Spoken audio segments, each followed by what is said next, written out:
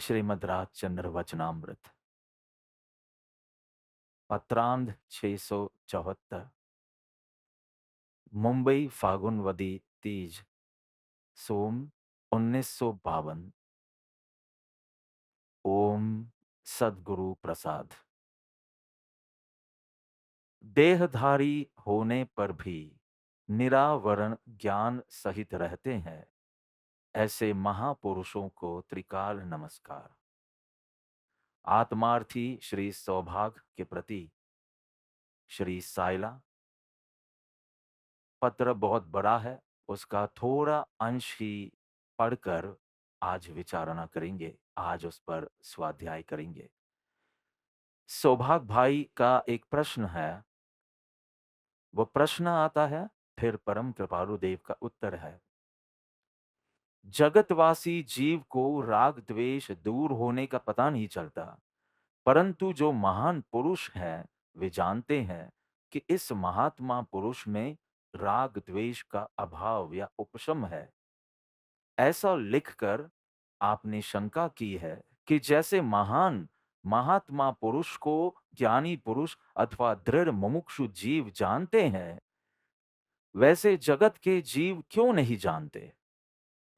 मनुष्य आदि प्राणी को देखकर जैसे कोई जगतवासी जीव जानते हैं कि ये मनुष्य आदि हैं, और महात्मा पुरुष भी जानते हैं कि ये मनुष्य आदि है। इन पदार्थों को देखने से दोनों समान रूप से जानते हैं और इसमें भेद रहता है। वैसा भेद होने की क्या कारण मुख्यतः विचारणीय है। इस प्रकार लिखा उसका समाधान। अब प्रभु समाधान करते हैं, उसका थोड़ा अंश पढ़ रहा हूं। मनुष्य आदि को जगतवासी जीव जानते हैं, वो दैहिक स्वरूप से तथा दैहिक चेष्टा से जानते हैं। एक दूसरे की मुद्रा में, आकार में, इंद्रियों में जो भेद है, उसे चक्षु आदि इंद्रियों से जगतवासी जीव जान सकते हैं, और कुछ उन जीवों के कितने ही अभिप्रायों को भी जगतवासी जीव अनुमान से जान सकते हैं, क्योंकि वो अनुभव का विषय है। परंतु ज्ञान दशा अथवा वितराग दशा है, वो मुख्य रूप से दैहिक स्वरूप तथा दैहिक चेष्टा का विषय नहीं है। अंतरात्मा गुण है, और अंतरात्मा बाह्य जीवों के अनुभव का विषय न होने से तथा जगतवासी जीवों में तथारूप अनुमान भी प्रवृत्त हो, ऐसे प्रायः संस्कार नहीं होने से ज्ञानी या वितराग को वे पहचान नहीं सकते। कोई जीव सत्समागम के योग से, सहज शुभ कर्म के उदय से तथारूप कुछ संस्कार प्राप्त कर ज्ञानी या वितराग को यथाशक्ति पहचान सकता है। तथापि सच्ची पहचान तो दृढ़ मुमुक्षुता के प्रकट होने पर तथारूप सत्समागम से प्राप्त हुए उपदेश का अवधारण करने पर, अंतरात्म वृत्ति परिणमित होने पर जीव ज्ञानी या वितराग को पहचान सकता है। जो देहधारी सर्व अज्ञान और सर्व कषायों से रहित हुए हैं, उन देहधारी महात्मा को त्रिकाल परम भक्ति से नमस्कार हो, नमस्कार हो। वे महात्मा जहां रहते हैं, उस देह को, भूमि को, घर को, मार्ग को, आसनादि को, सबको नमस्कार हो, नमस्कार हो।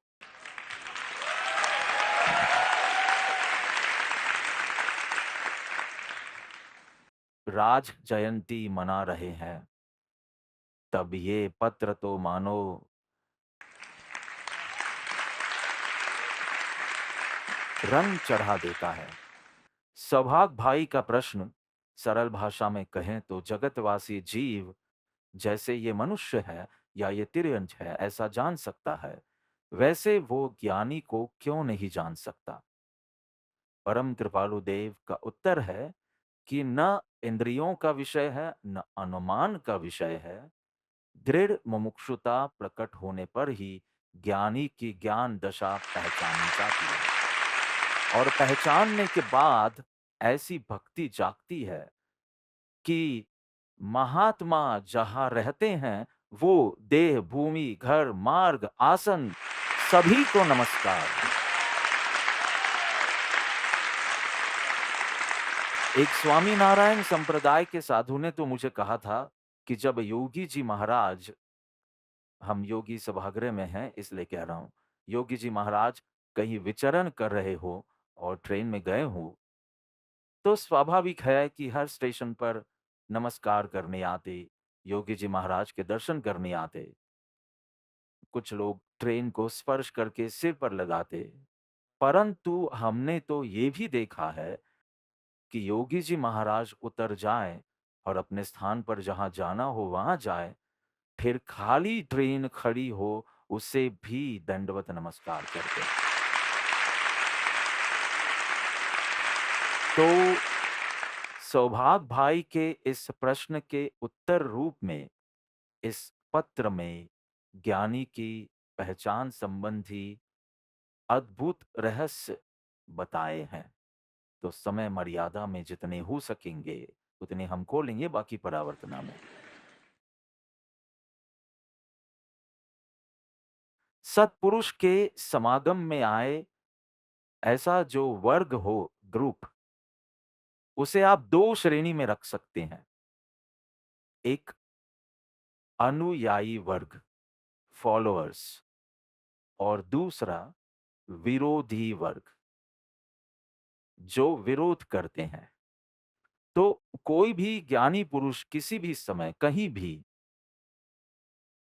कोई महापुरुष हुए, कोई सत्पुरुष हुए, तो आप कुछ लोगों को अनुयायी के रूप में देखेंगे, उनके फॉलोअर्स के रूप में, तो कुछ को उनके क्रिटिक्स के रूप में देखेंगे। इसका विरोध करते हुए कि ये ऐसा क्यों करते हैं, ऐसा कैसे हो सकता है, ये बराबर नहीं है, ऐसा बराबर नहीं है। उनके वचन संबंधी, उनके आचरण संबंधी एक वर्ग विरोध, एक वर्ग अनुयायी। दोनों वर्ग ज्ञानी को पहचान नहीं पाए हैं या सरल भाषा में समझ नहीं पाए हैं, क्योंकि ये दोनों वर्ग व्यक्ति से जुड़े हुए हैं। एक ये वर्ग व्यक्ति से, राग से जुड़ा हुआ है। ये वर्ग व्यक्ति से, द्वेष से जुड़ा हुआ है। और जो राग से या द्वेष से जुड़ता है, वो ज्ञानी को पहचान नहीं सकता। मुख्य रूप से ये विषय देखना है। एक दिए में दीपक जला, उसे कहते हैं महापुरुष। यहां पर ज्यादा शब्द महापुरुष, महापुरुष। एक दिए में, दिया यानी मूल रूप से समझ गए, तो आपको कानों से ज्यादा आंखों से सुनना होगा तो आप समझ जाएंगे।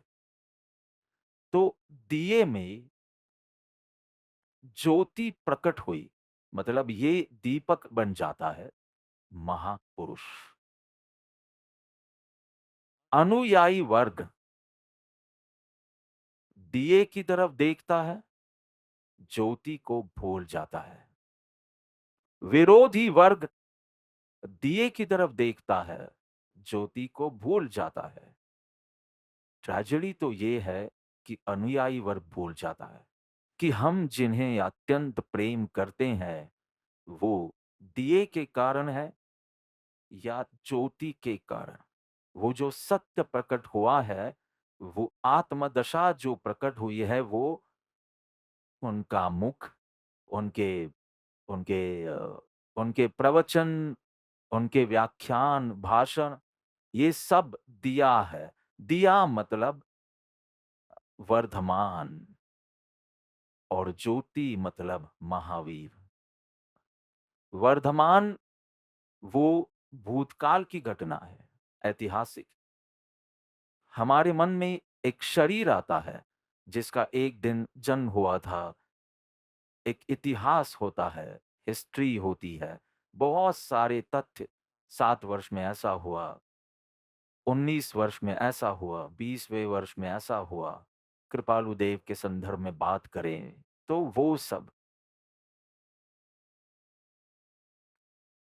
दो चीजें हैं, एक सत्य और एक इतिहास। सत्य का अर्थ है ट्रुथ, इतिहास का अर्थ है हिस्ट्री। इसे समझने की कोशिश करें कि क्या अंतर है। सत्य यानी जिससे अन्यथा संभव ही नहीं है, जिसे अलग हो ही नहीं सकता, उसे कहते हैं सत्य। और इतिहास या हिस्ट्री यानी कि जिससे अन्यथा भी हो सकता है, तथ्य। क्या आप समझ रहे हैं मैं क्या कह रहा हूं? उससे अन्यथा हो सकता है, क्योंकि हिस्ट्री में जो बात होती है वो विवादास्पद बन सकती है।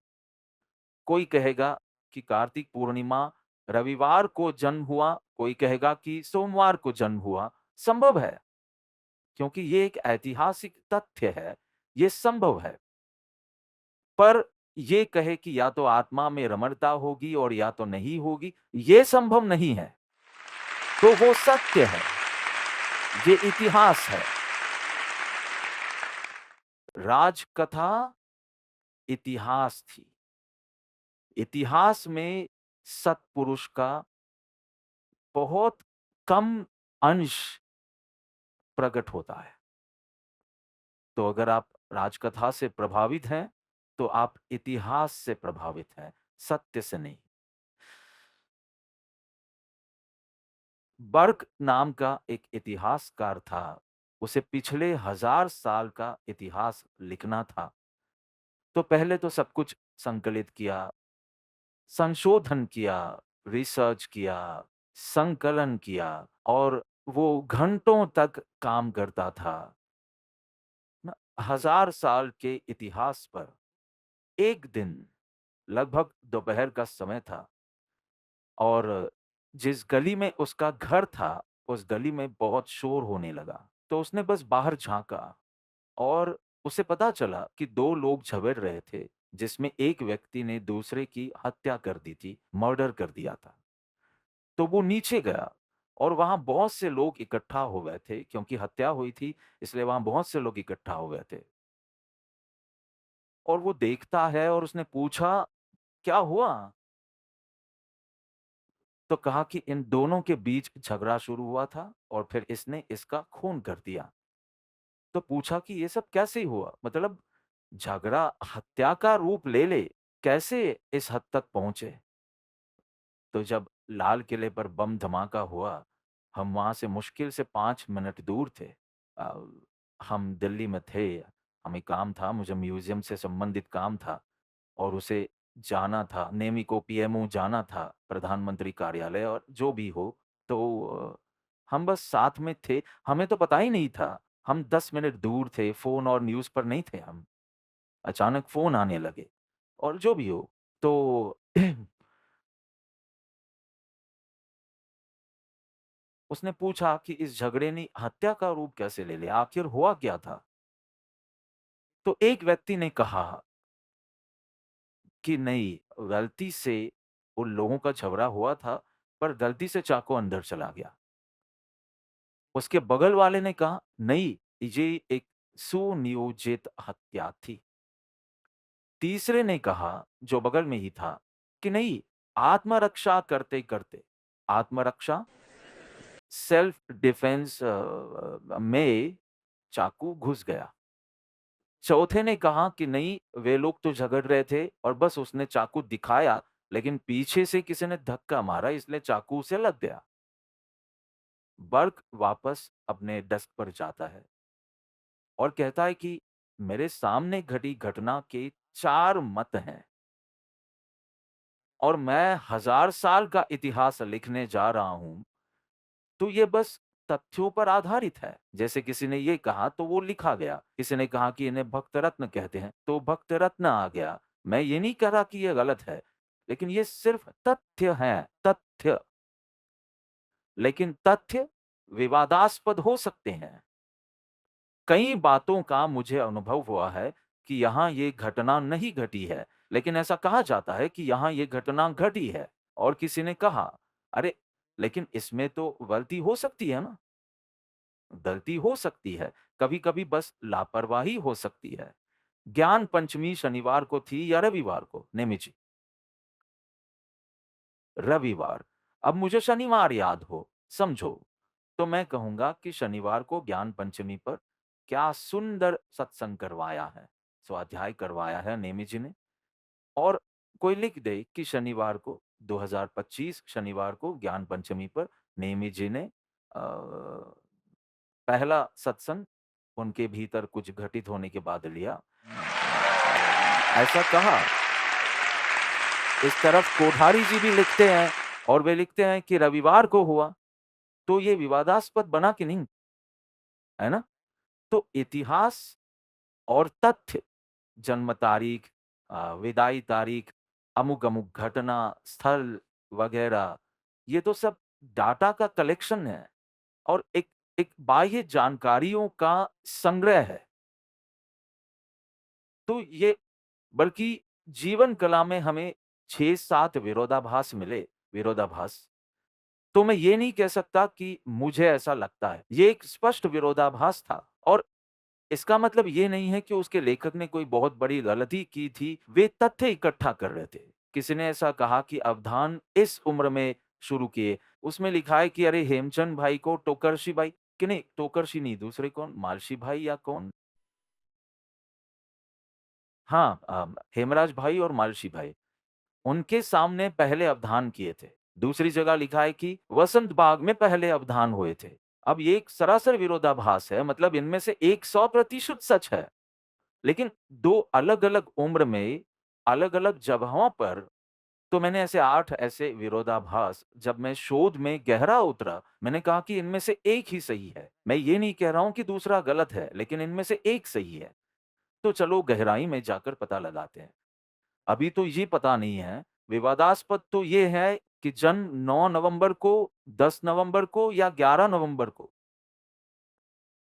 9 नवंबर पूरी दुनिया में प्रचलित है, जो संभव ही नहीं है, क्योंकि हमने जन्मभूमि पंचांग में उन्नी अ, अब 1867 का देखा, तो 9 नवंबर को कार्तिक पूनम ही नहीं थी उस समय और 9 नवंबर की रात को 2 बजे जन्म हुआ हो, तो दिन कार्तिक पूनम ही रहता है, लेकिन 12 बजे के बाद तारीख 10 हो जाती है। इसलिए जब श्रेया गर्भवती थी और वो सिज़ेरियन करना था अथीना के लिए, मैंने कहा भाई पूरी दुनिया 9 तारीख मानती है लेकिन ये 10 नवंबर है, उसे 10वीं को जन्म देना। लेकिन आप कई जगहों पर देखेंगे तो 9 तारीख है, क्योंकि उस समय जिसने ये तथ्य लिखे थे, वो भूल गया कि 12 बजे के बाद तिथि नहीं बदलती, लेकिन तारीख बदल जाती है। तिथि नहीं बदलती, तिथि तो सूर्योदय पर बदलती है। हाँ, तो हम भी भ्रमित हैं क्योंकि एक चंद्र पंचांग है और एक सौर पंचांग है। तो ये भ्रम अभी गोकुल अष्टमी का ठिकाना नहीं है कि गोकुल अष्टमी के दिन ही हम मटकी वगैरह फोड़ते हैं, पर अष्टमी को जन्म हुआ हो तो नवम नोम अ, नोम के दिन मटकी फोड़नी होती है। जन्म होने से पहले मटकी कैसे फोड़ सकते हैं? हर बार हम कई संस्थानों से पूछते हैं कि आप कब मना रहे हैं? इस्कॉन से पूछे तो अलग तारीख, उनसे पूछे तो क्या ये कोई बड़ी बात ही नहीं है। मैं ये कहना चाहता हूँ कि ये इतिहास है, वो विवादास्पद हो सकता है, उसमें फेर-बदल हो सकता है, परंतु सत्य यानी कि जिससे अन्यथा हो नहीं सकता कि श्रीमद् राजचंद्र महाज्ञानी थे, पर उन्हें आत्मा का अनुभव नहीं था। ये नहीं हो सकता, तो कोई प्रश्न ही नहीं है। या तो उन्हें ज्ञानी मत कहो या ये मत कहो कि आत्मा का अनुभव नहीं था, कि अनासक्त नहीं थे वगैरह। तो सत्य एक चीज़ है और इतिहास एक चीज़ है। अभी तो आगे इतिहास और पुराण। इतिहास और पुराण। मैं थोड़ा विषय से हट रहा हूँ, पर अब आप सुन ही लीजिए। इतिहास का मतलब है हिस्ट्री और पुराण का असल में मतलब दंत कथा है, पर मैं दंत कथा नहीं मानता। लेकिन कैसा है, इतिहास सभी बाहरी तथ्यों के बारे में बात करता है। पुराण का सुर है आंतरिक तथ्य या आंतरिक दशा। इसलिए हमारे यहाँ कई पुराण हैं और कुछ पुराणों का तो उल्लेख कृपालु देव ने भी किया है। और अभी-अभी मेरे वाचन में ऑस्ट्रेलिया यात्रा के दौरान मेरे वाचन में पद्म पुराण चल रहा था। मैंने इसके बारे में बहुत सुना था, पर कभी पढ़ने का मौका नहीं मिला। पद्म पुराण, पद्म वो रामचंद्र जी का दूसरा नाम है, इसलिए इसमें पूरी जैन रामायण है और इसमें ज़्यादा उल्लेख तो हनुमान जी की माता सती अंजना का चरित्र है। चरित्र अलग और पुराण अलग फिर, जाने दो। लेकिन जो सुनना चाहते हैं उनके लिए चरित्र एक ही भव की कहानी हो तो उसे चरित्र कहते हैं और अगर वो पिछले भवों से जुड़ा हो जैसे महावीर के 27 भव आगे पीछे का हो तो उसे पुराण कहते हैं। इसलिए कुछ चरित्र होंगे, जम्बू स्वामी चरित्र और पद्म पुराण। तो ये तो बस जानकारी के लिए, इसका इस पत्र से कोई लेना-देना नहीं है। पर इतिहास को बस इतनी ही रुचि है, जन्म कब हुआ? देह विलय कब हुआ? बीच में क्या घटना घटी? दीक्षा ली हो तो दीक्षा की घटना, गृहस्थाश्रम बसाया हो तो उसकी घटना, स्थल ये सब इतिहास है। पुराण लिखने वाले या पुराण पढ़ने वाले की रुचि ऐसी बाह्य स्थिति के समय अंतरंग स्थिति क्या थी? यानी इतिहास हमने कोविड के समय देखा। अगली गुरु पूर्णिमा पर हम श्रीमद् राजचंद्र पुराण देखेंगे कि जब विवाह की घटना घटी, तब अंतर में क्या हो रहा था? क्या ज्ञानी के कौन से पॉइंट पर दृष्टि करने से मेरा जीवन रूपांतरित होगा, मेरे जीवन को लाभ होगा, मेरे मोक्ष का निमित्त कारण बनेगा, ये या ये। तो ये पुराण लिखने वाले या पढ़ने वाले की रुचि है और इतिहास वाले को तो वहां जाकर इस जगह पर विवाह हुआ था, ऐसा हुआ था, वैसा हुआ था। ये उस समय के व्यक्ति की जरा सी भूल होगी। वर्षों के वर्षों तक आप उस जगह को पूछते रहेंगे, जबकि उस जगह पर घटना घटी ही ना हो। ऐसा हो सकता है, पर इससे कोई फर्क नहीं पड़ता। परंतु समस्या ये है कि अनुयायी वर्ग को और विरोधी वर्ग को, दोनों को इतिहास में रुचि है। और जैसा यहाँ लिखा है, दृढ़ मुमुक्षुता प्रकट हुई, यानी कि दृढ़ मुमुक्षु उसे पुराण में रुचि है। इन दोनों को दिए में रुचि है, दोनों को राग भाव से या द्वेष भाव से, और दृढ़ मुमुक्षु को ज्योति में रुचि है। ये बहुत महत्वपूर्ण, आज रात जयंती के निमित्त से हम एकत्रित हुए हैं। आज तो कुछ नहीं है, वर्षों पहले तो कितने भव्य रूप से मनाई जाती थी। गांधी जी के समय में कभी कोई हॉल नहीं चलाता था, खुले में मैदानों में करते थे। और एक दिन ऐसा आएगा कि हमें भी ग्राउंड लेना पड़ेगा और सभा होती और प्रमुख पद पर बापू रहते। राज जयंती जहां भी मनाई जाती थी तो वो उस समय का दौर था। अरे मैं छोटा था तब देवलाली जाते थे, 3-3, 4-4, 5-5 हजार लोग, मतलब शोभा यात्रा पूरी हो गई हो, वे लोग स्वामी वात्सल्य कर ले, मतलब वे भोजन करके वापस लौटे, तब तक आखिरी व्यक्ति आ रहा होता था।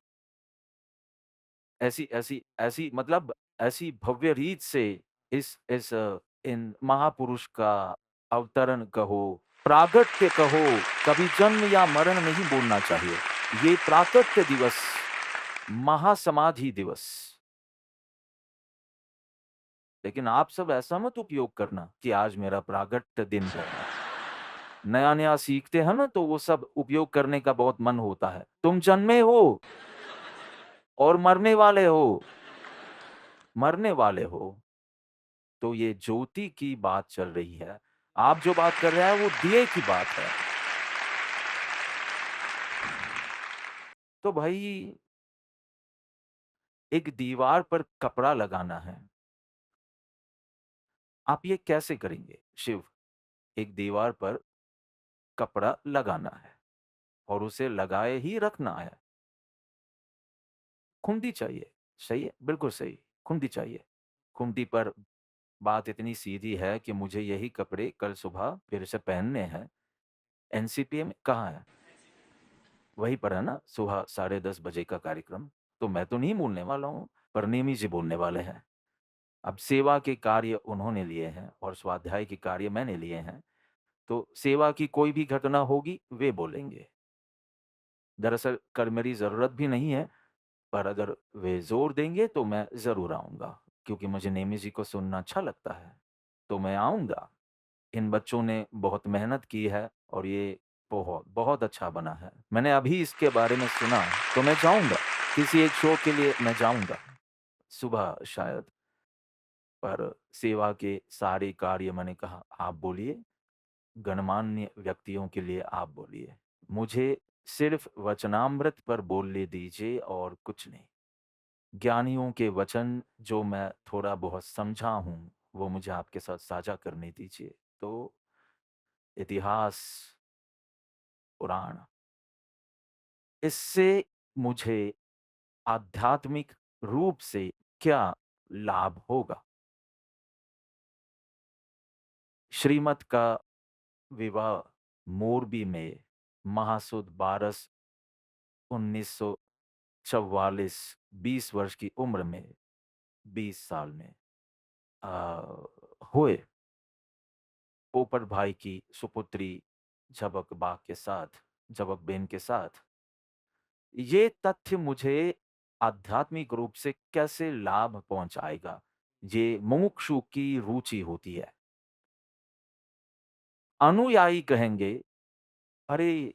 कीसर की वर्षा हुई, युग प्रधान का सूचक। मैं तुम्हें बता रहा हूँ रमन, हम सब दिल्ली में थे। हमारी म्यूज़ियम के लिए एक बहुत बड़ी मीटिंग हुई थी और अब स्क्रिप्ट वगैरह सब पूरी हो गई है। अब विचार-विमर्श और फिर निर्माण। आप जो कुछ भी दिखाने जा रहे हैं, उसका श्रीमद् राजचंद्र से कोई लेना-देना नहीं है। आप दिखा रहे होंगे, अनुयायी को ये सिद्ध करना है कि हमारे सत्पुरुष, हमारे सद्गुरु वशिष्ठ हैं। केसर का छिड़काव हुआ और विरोधी वर्ग कहेगा, दीक्षा तो ली नहीं, युग प्रधान कैसे हुए? बस इसे अपनी बात सिद्ध करनी है और उसे अपनी, और मुमुक्षु को कोई फ़र्क ही नहीं पड़ता। शादी से फ़र्क नहीं पड़ता, केसर के छिड़काव से फ़र्क नहीं पड़ता।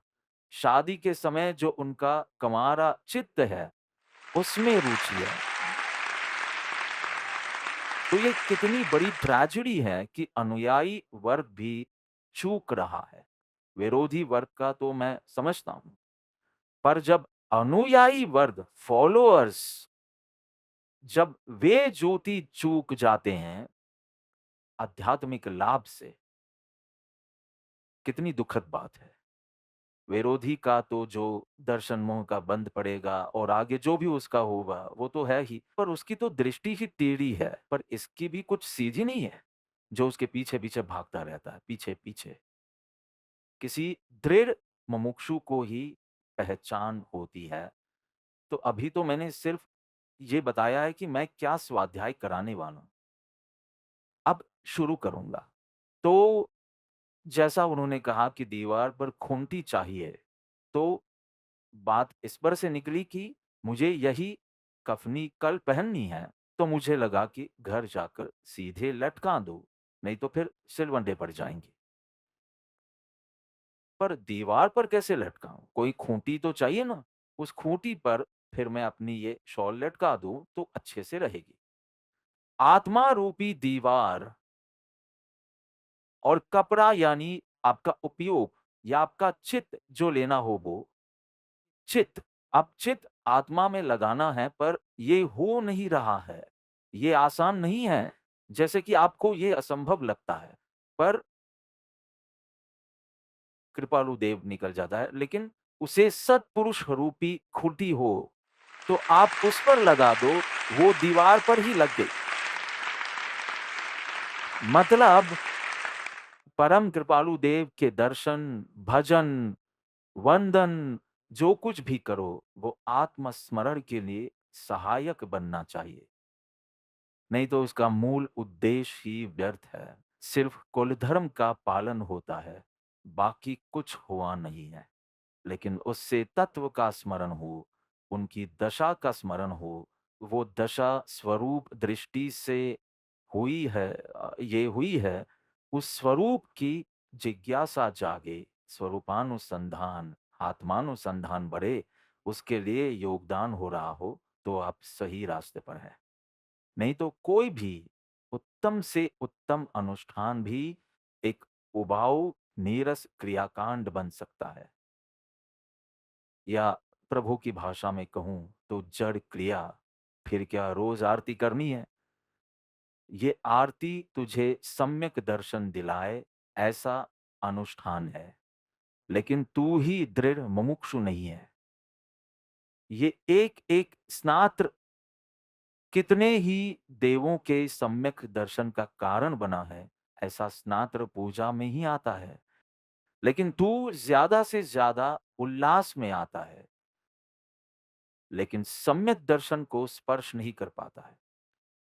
और कुछ लोगों को तो उल्लास भी नहीं आता होगा, बस जागते रहने के लिए संघर्ष कर रहे होते हैं, क्योंकि सुबह बहुत जल्दी होती है। तो आप बहुत कुछ गवा रहे हैं। धोध बह रहा है और बूंदे जमा करते हो। धोध बह रहा है, लेकिन बूंदे तो क्यों चूकना? क्यों न दृढ़ मुमुक्षु बने, और क्यों चूकें? ये दिया है जिसमें ज्योति प्रकट हुई है, ज्योति प्रिय बनो। और ज्योति के कारण इस दिए को सम्मान दो, भक्ति करो। लेकिन ज्योति के कारण वो वंदन करते, दर्शन करते या स्तवन करते, आपके ख्याल से जाना नहीं चाहिए कि ये सारा भाव आपके भीतर प्रकट हुई आत्म ज्योति के कारण है। नहीं तो वर्धमान के प्रेम में पड़ोगे और महावीर को चूक जाओगे। वर्धमान की पूरी कहानी पता होगी। चैत्र सुद तेरस, जन्म, फिर ये विवाह, मानना हो तो मानो, न मानना हो तो न मानो, जो भी। और ऐसे करते करते दिवाली की रात, पूरी कहानी जुबानी याद होगी। तो आप एक अनुयायी हैं, क्योंकि आप उनके बारे में हर तथ्य जानते हैं। और फिर भी आप मुमुक्षु नहीं है, क्योंकि क्या आप उनकी पूजा इसलिए कर रहे हैं क्योंकि उनका जन्म चैत्र सुद तेरस को हुआ था? क्या आप उनकी पूजा इसलिए कर रहे हैं क्योंकि उनका निर्वाण दिवाली की रात्रि को हुआ था? तो मुझे महावीर के बारे में कुछ बताइए। आप तो सिर्फ वर्धमान के बारे में बात कर रहे हैं। आप मुझे महावीर के बारे में नहीं बता रहे हैं। समझ रहे हैं? दिए को पकड़ता है राग के कारण, विरोधी को भी सारी समस्या दिए के कारण है। ज्योति पर दोनों का ध्यान नहीं है और दोनों चूक रहे हैं। यही समस्या है। अरे पहले इस दिए को देखकर प्रमोद होता है। उसके भीतर जो ज्योति प्रकट हुई है, उस ज्योति के कारण पूरा दिया आपको अच्छा लगने लगता है। क्योंकि यहाँ लिखा है, देह को, भूमि को, घर को, मार्ग को, आसन, सबको नमस्कार करने का मन होता है। लेकिन इन सबको नमस्कार क्यों? किसी शरीर को, किसी जगह को, किसी घर को, किसी मार्ग को, किसी आसनादि को क्यों? क्योंकि उनके भीतर ऐसी आत्म दशा प्रकट हुई है। वो तो भूल ही जाते हैं, उसके बारे में कोई बात नहीं करता। मैं तो अभी लोगों को खड़ा करके कह सकता हूँ, हमने सिडनी में पौने घंटे मैं सिर्फ बोला कि इन राकेश भाई में ऐसी विचित्र, विचित्र नहीं, अलग तरह की आरती क्यों होती है? तो 4 प्रश्न मैंने किए, अनुयायी वर्ग से किए, नए-नए लोगों से तो 1400 से ज़्यादा रजिस्ट्रेशन थे। लेकिन उन सब से नहीं, जो नियमित सत्संग वगैरह करते हैं। 4 प्रश्न, जय जय, आरती आदि जिनंदा क्यों नहीं करते? जब आप कहते हैं कि आप आरती कर रहे हैं, थाली क्यों नहीं रखते और वो ऐसे फैंसी तरीके से क्यों करते हैं? फिर ये घूम कर आरती करना, तो हम जैसे पापियों की आरती क्यों करते हैं? और चौथा, आरती के समय सब बैठे क्यों रहते हैं, जबकि पूरी दुनिया में लोग बैठे हों तो खड़े हो जाते हैं और आप आरती में खड़े होते हैं तो वॉलंटियर्स आपसे कहेंगे बैठ जाइए।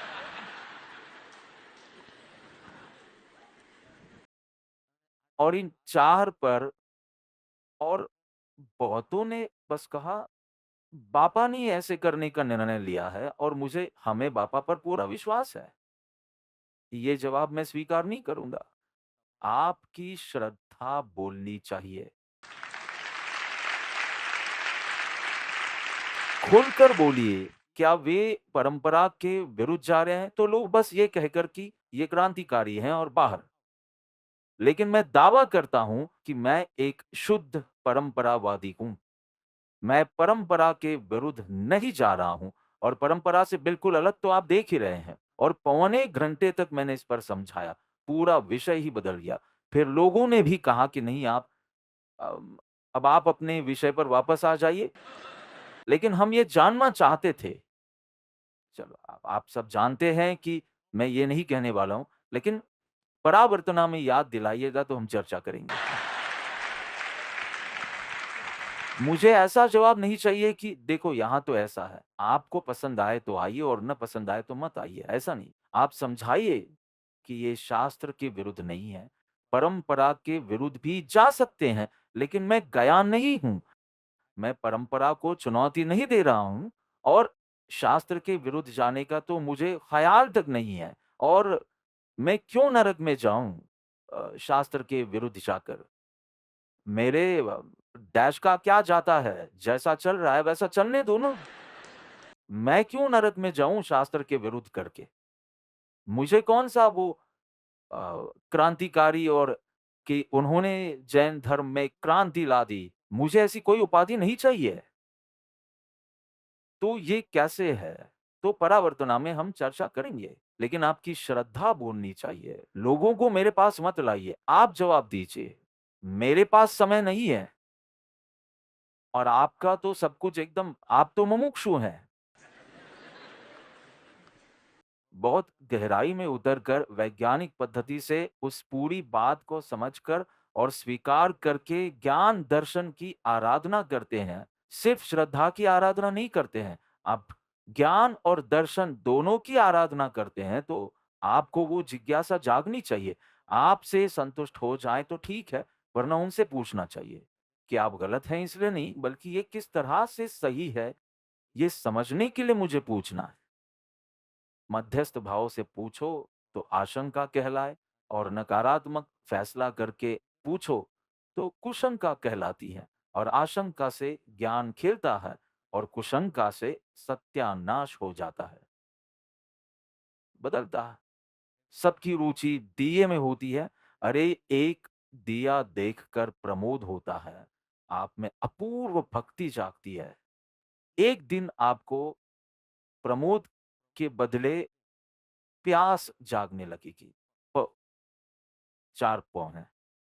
प्रमोद के बदले प्यास जागने लगती है। प्यास मतलब आपकी दशा खटकने लगेगी। अपनी दशा की वेदना होती है, मैं अब तक ऐसा क्यों हूँ? खटक होती है। अचानक आप बस पूजा कर रहे थे, पूजा कर रहे थे, पूजा कर रहे थे। अचानक एक दिन सारा ध्यान यहाँ जाता है कि ऐसे ही शुद्ध पुरुष के सामने गरबा कर रहा हूँ और मेरे मन में तो अशुद्धता ही है। और मैंने इतने वर्षों तक उस अशुद्धता को टालने का कोई प्रयत्न ही नहीं किया, सनिष्ठ प्रयत्न। फिर कहा कि बहुत इच्छा थी, ऐसा नहीं करना है, वो नहीं, इच्छा की बात नहीं चल रही है। आप कहते हैं कि ये सिर देने को तैयार है, ऐसी, ऐसी भक्ति और स्व-सुधार के लिए कह रहा हूँ। खटक जाती है, वो वेदना में बदल जाती है, वो तड़प में बदल जाती है। प्रमोद करते, करते, करते कब ये तड़प जागी? आपकी हिम्मत कैसे हुई अपनी तुलना उनसे करने की? लेकिन आप हिम्मत करते हैं, क्योंकि आप एक मुमुक्षु हैं। क्योंकि आप एक मुमुक्षु हैं, वे समता रख सकते हैं, मैं क्यों नहीं रख सकता? उनके साथ ऐसी घटना घटी, तो भी शांत स्वीकार किया मैं क्यों नहीं कर सकता? केवल एक मुमुक्षु ही हिम्मत कर सकता है। इसलिए फिर प्रयोग जागता है और फिर प्राप्ति होती है। बस इतना सरल है। आप बस पूजा करना चाहते हैं, आप बस वहाँ माला चढ़ाना चाहते हैं। मैं ऐसा क्यों नहीं हो सकता? ऐसा कब हुआ आपको? क्योंकि आप मुमुक्षु नहीं हैं। एक मुमुक्षु कहता है नहीं, केवल आप ही समत्व भावों में रह सकते हैं। नहीं, मैं रहना चाहता हूँ। द्वंद्व में द्वंद्वातीत रूप से मेरी अंतरंग दशा, द्वंद्वों में मैं वही भाव दशा रखना चाहता हूँ। प्रशंसा मिले, निंदा मिले, मुझ पर किसी बात का असर नहीं होना चाहिए। शत्रु मित्र के प्रति संभाव, जन्म मरण के प्रति संभाव, बाहर कोई भी बदलाव हो, भीतर कोई बदलाव नहीं। अगर आपके साथ हो सकता है तो मेरे साथ क्यों नहीं हो सकता?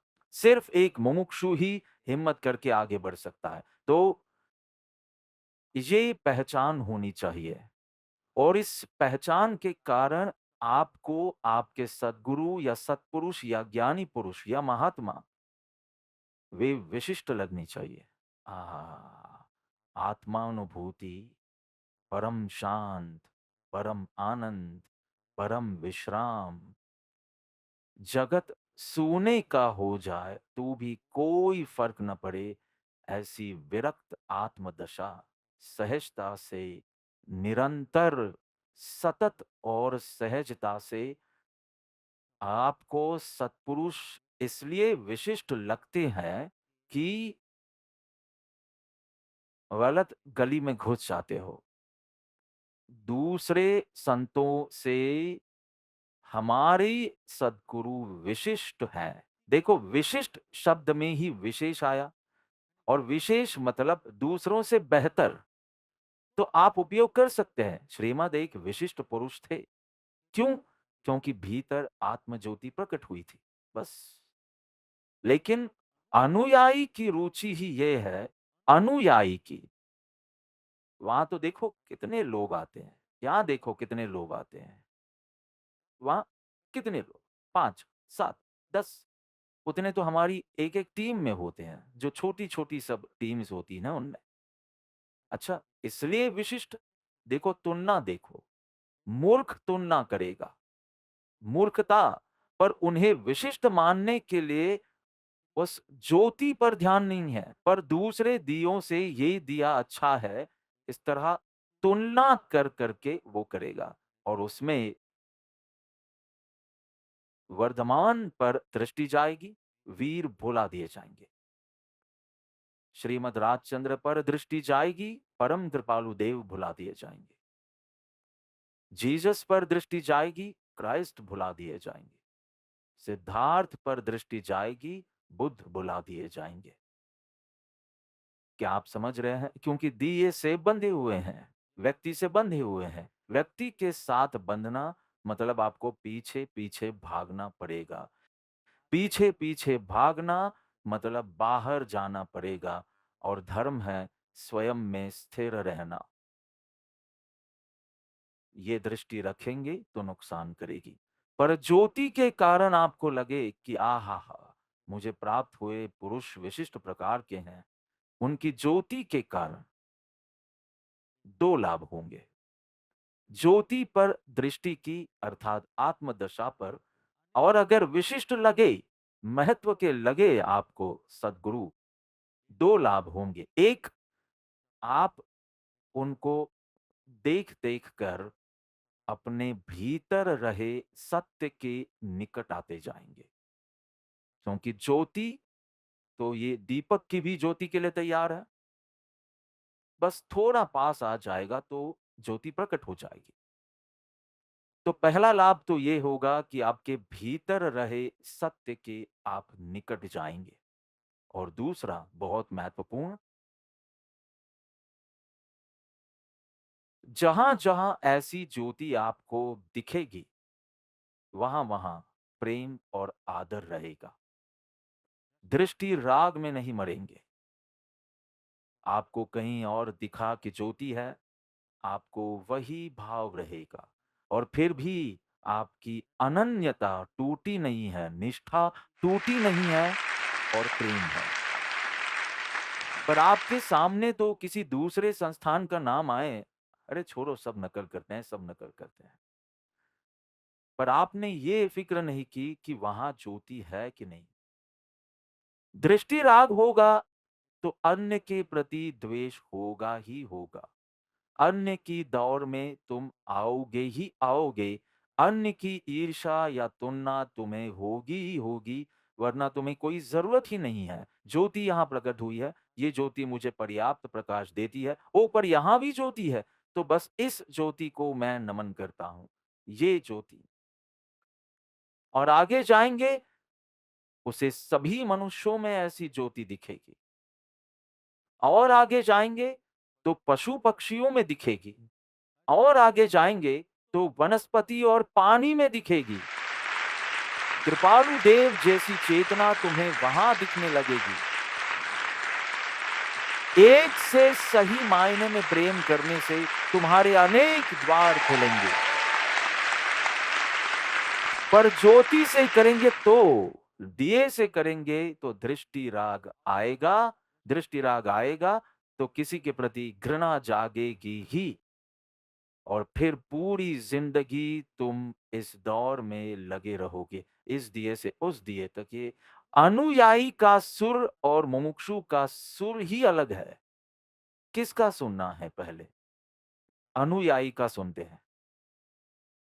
इस जग में मेरा गुरु सबसे महान। कितना भक्तिमय है देखो। इस जग में मेरे गुरु सबसे महान। अब मुमुक्षु का सुनना है। मेरे जीवन में मेरे गुरु सबसे महान। कैसा लगता है?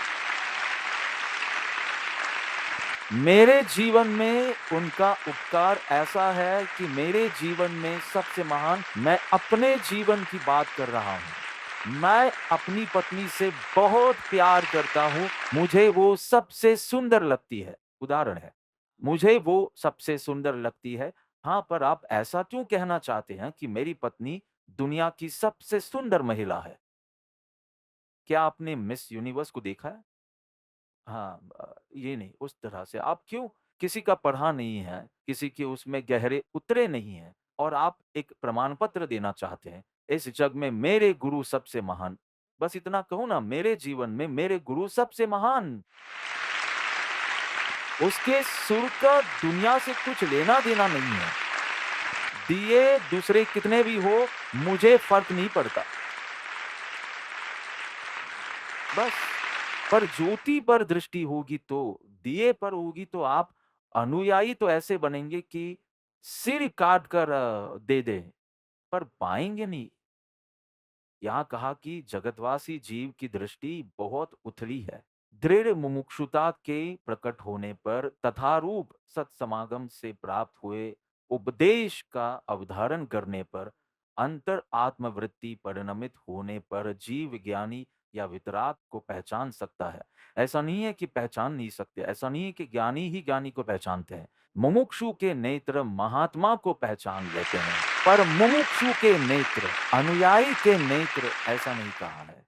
जिसकी दृष्टि ज्योति पर है, उस आत्मदशा पर है। वो ज्ञान दशा पर लिखा है, ज्ञान दशा और वितराग अथवा वितराग दशा के प्रति है जो बहुमान। साध हो जाए इसकी आपको बहुत खुशी है, दिए पर दृष्टि है और आत्मदशा स्थिर रहे तो पूरी मुमुक्षु की दृष्टि हो जाती है। उसे पूरा दिया अच्छा लगेगा, उसे दिया भी उतना ही अच्छा लगेगा, उसे झुराना भी अच्छा लगेगा। पर उस समय भी वो अनुसंधान रहेगा, आपकी अपूर्व दशा। वरना कार्तिक पूर्णिमा में तो इतने लोग जन्मे हैं जो ऐसे मूर्ख हैं कि पूछो मत। ऐसे मूर्ख हमें ऐसा लगता है कि इस कार्तिक पूनम के दिन में कोई चमत्कार नहीं है। वो तो ये पुरुष जन्मे इसलिए कार्तिक पूर्णिमा चमकी। उसने कहा मेरा भी जन्म कार्तिक पूर्णिमा को हुआ। मैंने कहा तो? एक लड़का मुझे मिला था सालों पहले, कार्तिक पूर्णिमा को जन्मा था, तीसरी कक्षा से ऊपर गया नहीं। ऐसा ज्ञानावर्णीय का उदय। और उसे बहुत खुशी होती है कि मेरा जन्म कार्तिक पूर्णिमा को हुआ। मैंने कहा, तो भूल जाते हैं क्योंकि हम ही उतनी गहराई में नहीं है, इसलिए हम उस गहराई को देख नहीं पाते। हमारे पास कोई उद्देश्य नहीं है, हमारे पास वो आंतरिक पीड़ा नहीं है। भव भ्रमण पर, विकार पर, विभाव पर हमारी दृष्टि ही नहीं है। इसलिए विभाव रहित ऐसे ज्ञानी की कीमत ही हम नहीं कर सके। यहाँ कहा सर्व कषाय रहित और अज्ञान रहित। पर तुम्हारे अज्ञान और तुम्हारी कषाय पर तुम्हारी दृष्टि होगी तो ज्ञानी कुछ अलग ही दिखेंगे। नहीं तो वही चेहरा, वही का वही चेहरा देखकर ऊब जाओगे। पर पहले मैं तो संतों की तुलना से नहीं, वो तो दृष्टि राग हो जाता है। अगर दिए की तरफ दृष्टि करके तुम्हें विशिष्ट लगे तो, कि क्या प्रवचन करते हैं, क्या शिष्यों की संख्या, क्या ये सब इतिहासकारों को अच्छा लगना चाहिए। उन्हें तथ्य पसंद है, उन्हें तथ्यों की ज़रूरत होती है और उसके आधार पर पूरा जीवन, और वो ठीक है। पर तुम्हें क्या अच्छा लगना चाहिए कि इस घटना के समय भी कभी मेरापन नहीं किए, ये मुझे ज़्यादा अच्छा लगता है। बाहर क्या किए, ये तो बहुत अच्छी बात है। वो तो पुण्य के उदय में ज्ञानी हो, तो धर्म की प्रभावना करते हैं और पाप के उदय में हो, तो भेद ज्ञान करते रहते हैं। तो भेद ज्ञान दोनों में होता है, पर मुख्य रूप से आर्त ध्यान नहीं करते, पर भेद ज्ञान करते हैं, ये कहने का मतलब है। पर पुण्य का उदय देखें तो शिथिल नहीं रहते, जितनी धर्म की प्रभावना हो सके, क्योंकि थोड़ा-सा ऐसा करना होता है और धर्म रूपी पतंग उड़ने लगती है, उड़ने लगती है, उड़ने लगती है। ये तो महापुरुषों का योग बल हम देखते ही हैं। बल्कि पिछले 1-2 महीने से वास्तव में हर 2 हफ्ते में मैं कोई ना कोई भूमि पूजन कर रहा हूँ। इसलिए अब अगले भूमि पूजन का तो दिखाना भी नहीं, क्योंकि आप जानते हैं कि वही की वही विधि दिखेगी। वास्तव में 3 मलाड में किए, नडियाद में किए, सिडनी में किए और 1 किया, और ये चलता ही रहता है।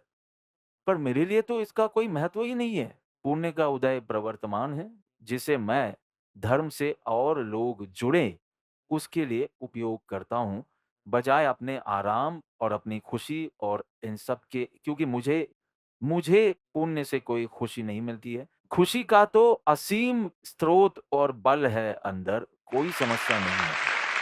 पर मुझे इसकी ज़रूरत होगी, तो मैं देखूँगा ना उसे पहले, कि 34 वर्ष की आयु में तो हज़ारों वर्षों तक के लिए अब तो हर संग्रहालय में ये लड़कियाँ मज़े करने के लिए बकू घूमने गई थी और वहाँ आत्मसिद्धि जी की स्थापना वहाँ के संग्रहालय में करके आ गईं।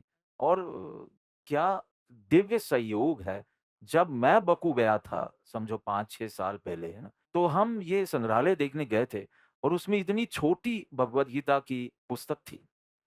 उससे मुझे ये विचार आया कि हमें इतनी छोटी आत्मसिद्धि बनानी है। फिर हमने वो आत्मसिद्धि दिवस पर इतनी छोटी पुस्तक बनाई। वो पुस्तक उन लोगों में से कोई ले गया होगा, उसी संग्रहालय में जाते हैं और वहाँ स्थापना करते हैं। तो जैसा कि सची ने कहा कि वे लोग जहाँ भी जाते थे, वहाँ गुरुदेव पहले ही पहुँच जाते थे। पर मैंने तो अपने पूरे जीवन में यही देखा है कि भगवान को बकू पहुँचना हो तो मैं वीज़ा नहीं बनवाऊँगा। आप वीज़ा बनाओ और मुझे वहाँ पहुँचाओ। तो मैं वहाँ से विचार लाता हूँ और आज उन्हें डायरेक्टर को बुलाना पड़ा, क्योंकि ऐसे सीधे रख नहीं सकते, ये कोई वो। तो डायरेक्टर ने कहा, हाँ, हाँ, आप कर सकते हैं और आप वहाँ प्रार्थना भी कर सकते हैं।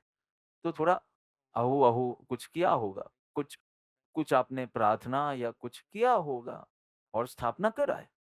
मैंने कहा, तुमको घूमने किसने भेजा था? तुमको आत्मसिद्धि की प्रभावना के लिए भेजा था। तो अब फिर से तो हाँ, बढ़िया। श्रीमान हमने भगवत गीता वहाँ देखी थी, बिल्कुल ऐसी ही देखी थी। क्योंकि ये ऐसा था जैसे इतने सालों तक तो वो यूएसएसआर में था, तो धर्म जैसी कोई चीज़ उस वक़्त थी नहीं। फिर यूएसएसआर से अलग हुआ अज़रबैजान और सब। उसके बाद थोड़ा-थोड़ा पर्यटन और थोड़ी-थोड़ी आध्यात्मिकता, ये सब थोड़ा-थोड़ा शुरू हुआ। तो उनके पास कुछ संग्रह था, तो किसी ने भगवद गीता स्थापित की, तो ये हमारी भगवद गीता ही है। सब कुछ गुरु शिष्य का संवाद ही है, इसमें भी और उसमें भी। अ, तो जब मैं अपनी पीएचडी अहमदाबाद से करने वाला था। मेरे गाइड भी तय हो गए थे। उनके चरणों में मैंने श्रीफल भी धर दिया था कि 4 सालों के लिए वे मेरे विद्या गुरु बनने वाले हैं। उनकी पत्नी का मैं प्रिय बन गया था। उन्होंने कहा कि आपको हमारे यहाँ ही रहना है। सोचिए, गुरुकुल जैसा कि मुझे उनके यहाँ ही रहना है, क्योंकि अहमदाबाद में मैं उस समय किसी को नहीं जानता था। तो मैं घर खरीदने या किराए पर लेने जा रहा था, या तो पहले तो मैं हॉस्टल देखने गया था, पर सब बहुत अहमदाबादी था, इसलिए तो अहमदाबाद में हॉस्टल तो अहमदाबादी जैसा ही होगा। मैंने कहा कि मुझे ये सब ऐसे लोगों के साथ नहीं जचेगा, इसलिए ब्रजेश के ही कोई फूफा थे, कहाँ है? लेकिन तू पीछे क्या कर रहा है पागल? बैठ यहाँ। पीछे बैठा है आराम से चबाते-चबाते सुन रहा है।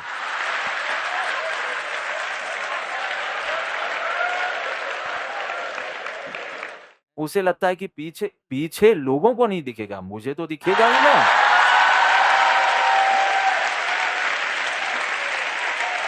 तो तुम्हारे तुम्हारे फूफा थे, है ना?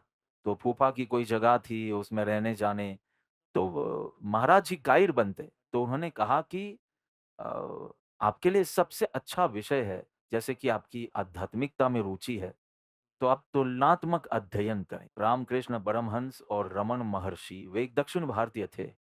इसलिए बोले कि रमन महर्षि और रामकृष्ण दोनों ही आत्मज्ञानी गुरु थे, लेकिन दोनों के तरीके बहुत अनोखे थे और तुलनात्मक।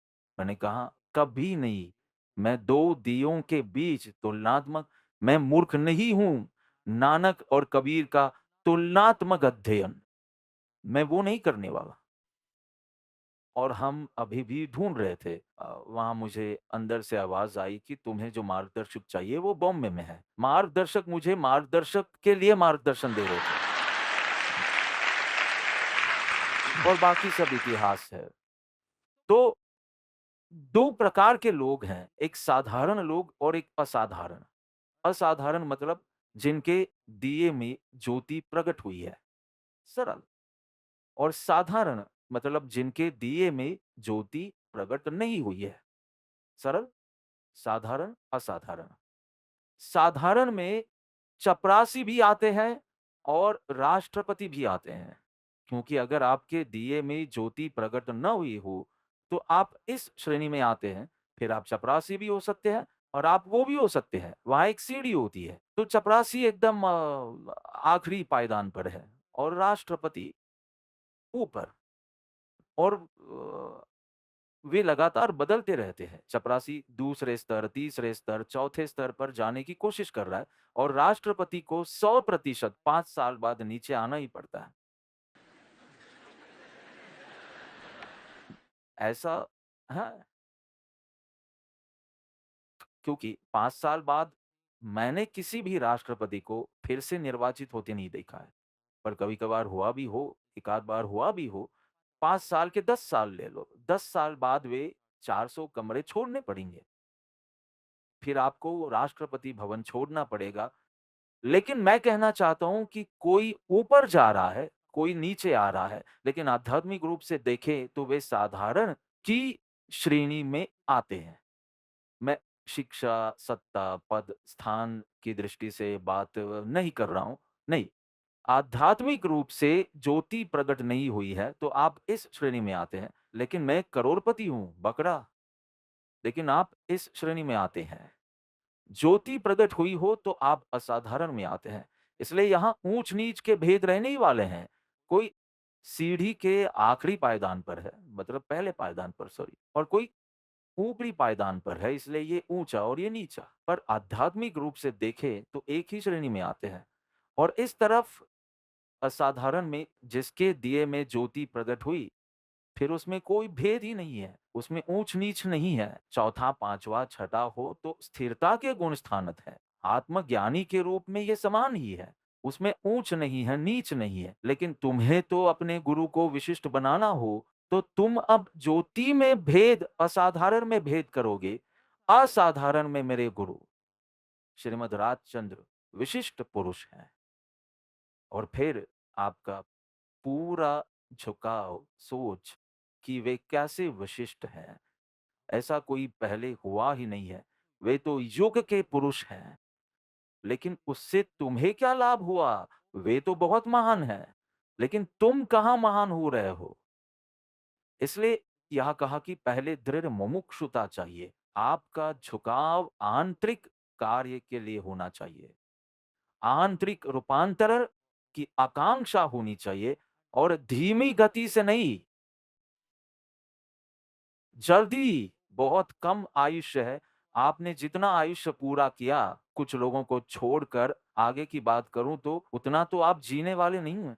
आप 60-65 के हैं, कितने के हैं? 65। तो क्या आपके पास और 65 साल हैं? नहीं? आप जानते हैं कि आपका भविष्य आपके अतीत से कम है। तो अगर आज नहीं, इसी तरह एक दिन आपका समाचार आएगा, ओह! रमन जी गुज़र गए। शोक सभा में नेमी जी आपके बारे में बहुत अच्छा बोलेंगे। वे सच में बहुत अच्छा बोल सकते हैं और बहुत जल्द आपको भुला दिया जाएगा। हमारे कितने सारे मुमुक्षु स्टेज पर ही रहते थे और अब हमें वे याद भी नहीं है। हाँ, लेकिन किसी की ज्योति प्रकट हुई हो, तो पूरा सम्मान, स्मरण अलग हो जाता है। आप कितनी भी अद्भुत सेवा कर रहे हो, वो बहुत सुंदर है। लेकिन ज्योति प्रकट नहीं हुई, तो आप साधारण की श्रेणी में ही मरेंगे। आप असाधारण की श्रेणी में नहीं मरेंगे। एकदम स्पष्ट रहें। तो पूर्व ग्रह बिना दोनों को पूर्व ग्रह है। अनुयायी को भी पूर्व ग्रह है कि यही सच है, यही सच है। विरोधी को भी पूर्व ग्रह है, ये गलत ही है। उसे गलत सिद्ध करने की तमन्ना तीव्र है। लेकिन अनुयायी को भी ये सच सिद्ध करने की तमन्ना ही है। ये सच और ये गलत। जैन कुल में जन्मा हो, महावीर स्वामी प्राप्त हुए हों, लेकिन तुम दिए पर ही लक्ष्य दोगे, तो सिर्फ जीवन की कथा कर सकोगे। महावीर के साथ तुम्हारा कोई सीधा कनेक्शन नहीं होगा। तुम्हारी हर क्रिया में महावीर नहीं होंगे। तुम्हारी हर क्रिया में उस वितरागता का लक्ष्य नहीं होगा, अनुसंधान नहीं होगा। तो जैन कुल में तुम जन्मे, पर ज्योति के दर्शन के बिना तुमने महावीर के दर्शन ही नहीं किए। तुमने अब तक जितनी बार दर्शन किए हैं, वर्धमान के ही किए हैं। महावीर तो उस अंतर आत्म दशा का नाम है। क्राइस्ट उस आत्म दशा का नाम है। जीसस एक दिए का नाम है। सिद्धार्थ एक दिए का नाम है। उसमें जो संबोधि प्रकट हुई, वो बुद्ध के शरणम गच्छामि की बात है। तो वो भूल जाते हैं, वो दशा भूल जाते हैं, वो आज्ञा चूक जाते हैं। तो एक जन्म से कोई जैन हो ही नहीं सकता। व्यवहार में बोला जाता है और व्यवहार की दृष्टि से बराबर है। आध्यात्मिक रूप से कहूँ तो जन्म से कोई जैन नहीं हो सकता, ज़रूरत से कोई जैन होता है। मुझे आत्म प्राप्ति करनी है, ऐसी आवश्यकता जागे और फिर वो जो मेहनत करे, वही जैन धर्म है।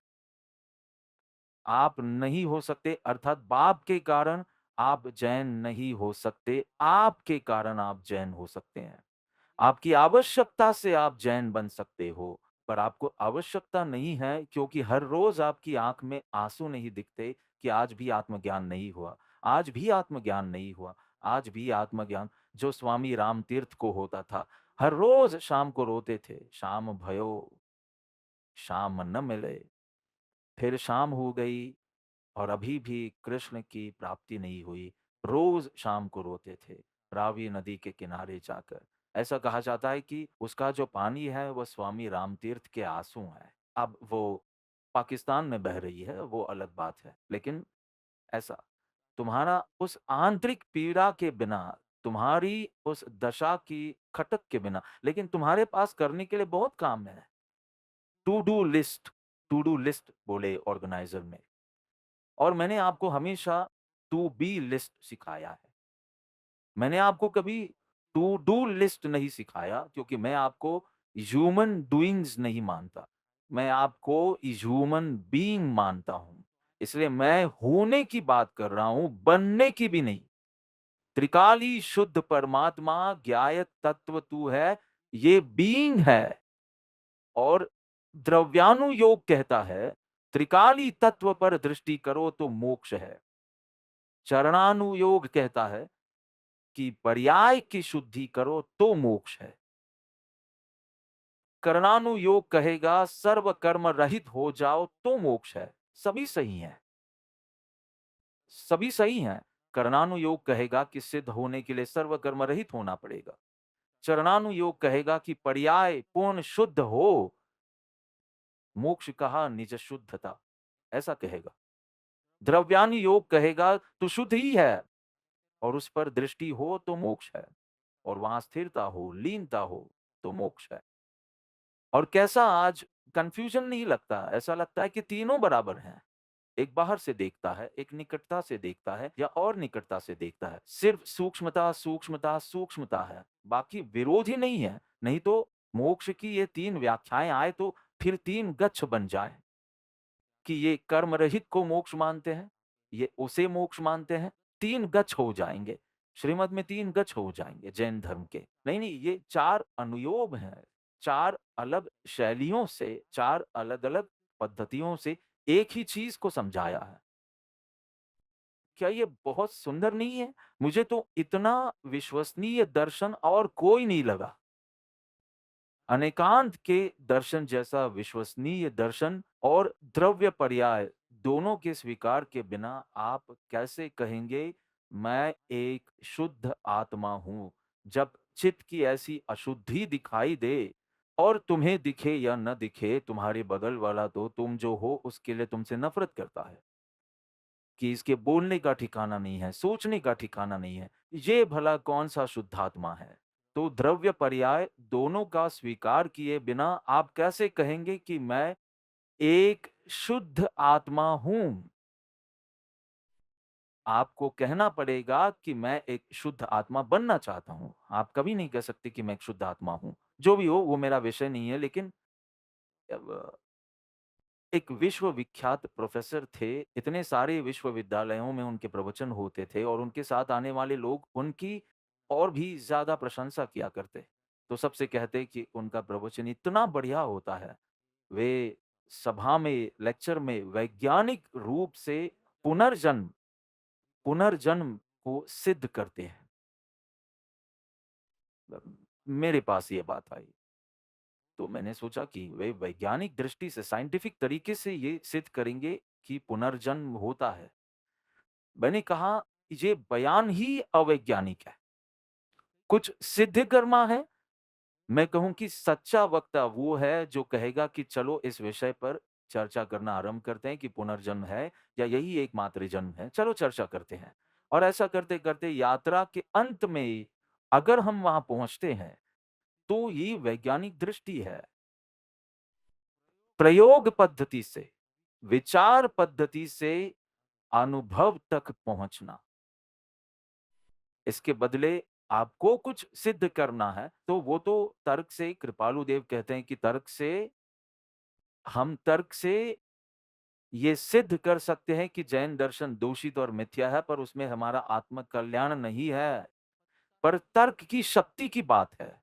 तो तर्क से तो आप कुछ भी सिद्ध कर सकते हैं, पर सत्य क्या है ये सिद्ध करना है, ऐसा आपका भाव हो तो आप मुमुक्षु हैं।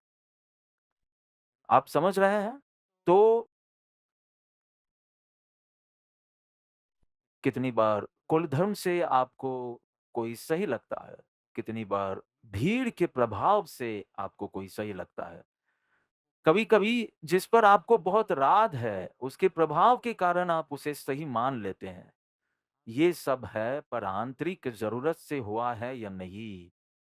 मैं यहाँ मुमुक्षुता की गलियों में घुस रहा हूँ, क्योंकि महात्मा को पहचानना है, उनकी अंतरंग दशा पहचाननी है। तो इसकी कुछ पूर्व अपेक्षाएँ होती हैं।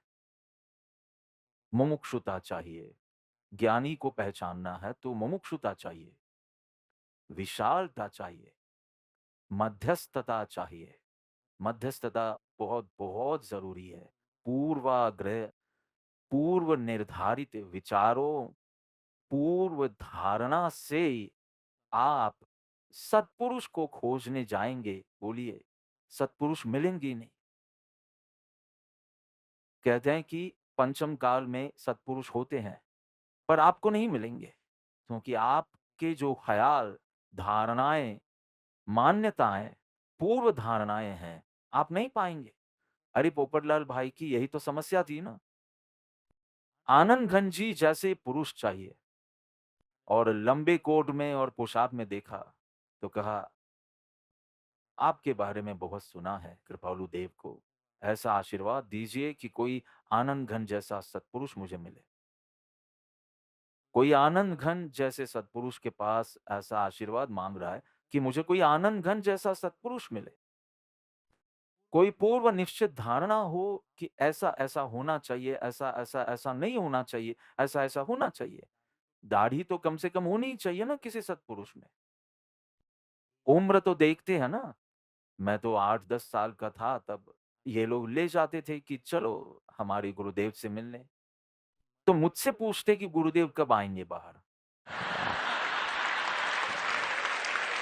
वे मुझे स्वीकार नहीं कर पाते थे कि ये हाफ पैंट में बैठा है और ये लोग इन्हें गुरुदेव कहते हैं, इन लोगों का दिमाग खिसक गया है या क्या है? अब तो बातें और हैं सब। अब 59 की उम्र में तो सबको लगता है कि समझदार आदमी है। लेकिन मैं तब की बात कर रहा हूँ जब मैं 9 साल का था। तो ऐसा हुआ कि एक अंतर्राष्ट्रीय सम्मेलन हॉलैंड में था। अभी तो नीदरलैंड्स कहलाता है, पर सालों पहले उसे हॉलैंड कहा जाता था। जे कृष्णमूर्ति का, और बड़ा सम्मेलन था, और लगभग 7,000 लोगों के आने की उम्मीद थी नीदरलैंड्स के किसी शहर में।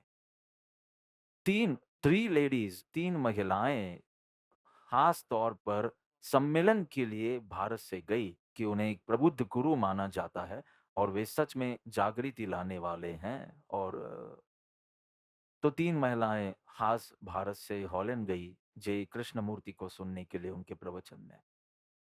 अगले दिन उनका लेक्चर था। उन लोगों ने अब तक उन्हें सुना नहीं था, पर उनके बारे में बहुत सुना था कि वे धर्म को इस तरह से रखते हैं कि कहीं फँसने जैसा ना हो, और एकदम जो भी हो। हॉलैंड पहुँच गए, पर पिछले दिन बाज़ार में um, old town, new town, downtown, हर जगह होता है यूरोप में। तो सोचा कि चलो बाज़ार में जाते हैं, कुछ शॉपिंग-वॉपिंग करते हैं। इस तरह तीनों महिलाएँ शॉपिंग करने गईं। सौभाग्य से या दुर्भाग्य से, ये आपको तय करना है। उस दुकान में उन्हें जे कृष्णमूर्ति मिले, एक टाई खरीदते हुए। शायद अगले दिन उन्हें बोलना होगा और वे सूट में आने वाले होंगे और टाई। किसी ने कहा कि ये जिनके लिए आप आए हैं ना, कल वो जो अंतर्राष्ट्रीय सम्मेलन है, ये जे कृष्णमूर्ति हैं। ये आदमी एक टाई खरीद रहा है। वे 2-3 टाई देख रहे हैं और 2 हाथ में लेते हैं, रखते हैं और 1 ले लेते हैं। हाँ, लगता नहीं कि वे आत्मज्ञानी हैं, वे इतने साधारण इंसान लगते हैं। 2 का दिमाग घूम गया। ऐसे भी कई सत्पुरुष होते हैं क्या? टाई पहनते हैं। आत्मज्ञानी गुरु, क्योंकि अब उनकी जो भी धारणाएँ रही होंगी, एक ज़रा निष्पक्ष थी कि सुनो तो सही, जिस तरह से वे ध्यान के बारे में बात कर रहे हैं, सत्य के बारे में या आध्यात्मिकता के बारे में। चलो सुनते हैं, और फिर अगर अच्छा लगे, तो अपना निर्णय लेना। स्वीकार करना हो तो स्वीकार करो, अस्वीकार करना हो तो अस्वीकार करो। लेकिन उन्हें सुनने के बाद अपना निर्णय लेना। सिर्फ़ अपनी धारणाओं और विचारों के आधार पर नहीं। 2 का तो दिमाग घूम गया। एक ने कहा कि नहीं, मैं तो कल जाऊँगी। और एक पूरा कार्यक्रम था, व्यावसायिक कार्यक्रम। उसके खत्म होने के बाद उसे जे कृष्णमूर्ति से कुछ सेकंड के लिए बात करने का मौका मिला और उसने कहा, "साहब, आपकी टाई तो बहुत महँगी पड़ी। आपकी टाई तो बहुत महँगी पड़ी।" और फिर उन्होंने पूरी बात समझाई। उन्होंने कहा, "ओह! टाई न पहनने से सत्पुरुष बना जाता? ऐसा सस्ता सत्पुरुष तो मुझे बनना ही नहीं है।" क्योंकि टाई के कारण वे सत्पुरुष नहीं है। तो टाई जिसने छोड़ी है वे सब सत्पुरुष है ना? लुंगी जिसने पहनी है वे सब महान है ना?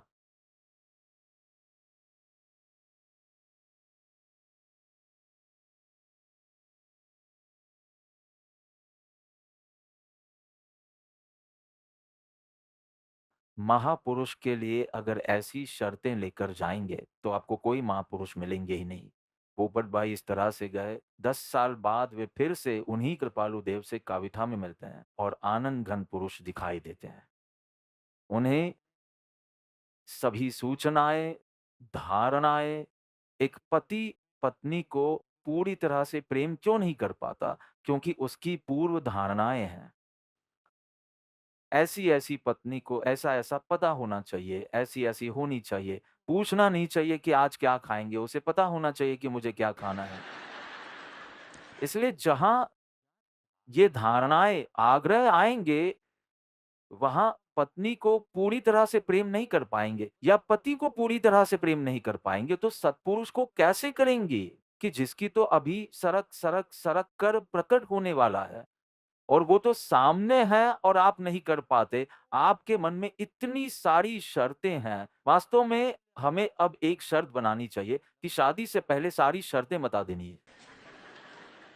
क्योंकि फिर शादी हो जाती है और आप कहते हैं आप तो बदल ही गए। लेकिन वो कहता है मैं ऐसा ही था, हमने इस बारे में बात नहीं की थी। मैं बदला नहीं हूँ। तुमने मुझे बताया नहीं कि अपेक्षा इतनी है। अरे इतना यूँ सगाई के बाद तो दिल दिया करके फिर बाद में बिल दिया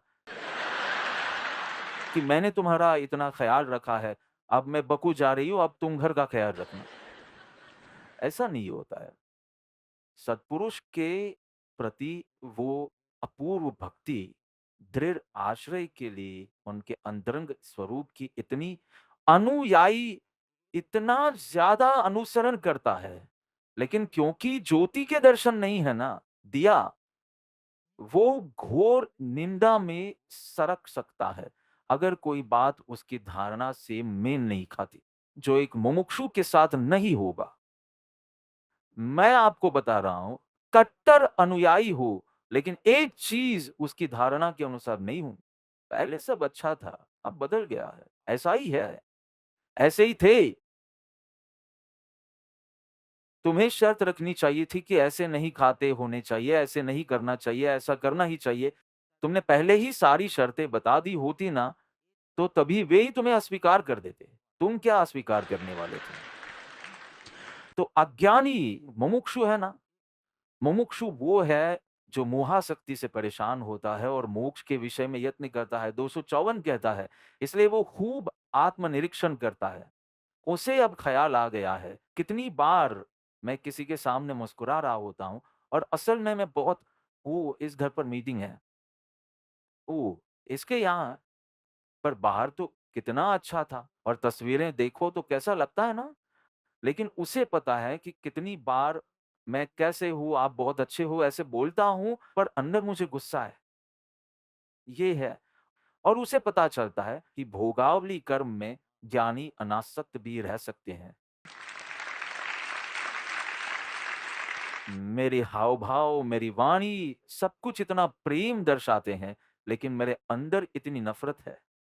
तो वे अपनी भोगावली कर्म में से अंदर से पूरी अनासक्ति के साथ क्यों नहीं गुज़र सकते? लेकिन ये सब अंतरंग का खेल आपने देखा हो, तो आपको अंदर का चमत्कार दिखाई देगा, तब तक नहीं दिखाई देगा। भोगावली में आप देखेंगे तो 96,000 रानियाँ, कहाँ ब्रह्मचर्य का कोई ठिकाना था।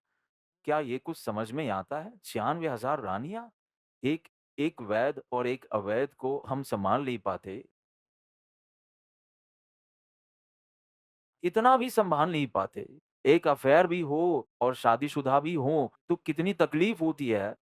ये 96,000 रानियाँ और सम्यक दृष्टि अक्षुण्ण भरत चक्रवर्ती सामयिक में जाते हैं और आत्मा का अनुसंधान करते हैं और 6 महीने में 1 बार तो अनुभव करते हैं और 6 खंड जीतने के लिए फिर तैयारी करते हैं और ये सब कुछ दिमाग में नहीं उतरता।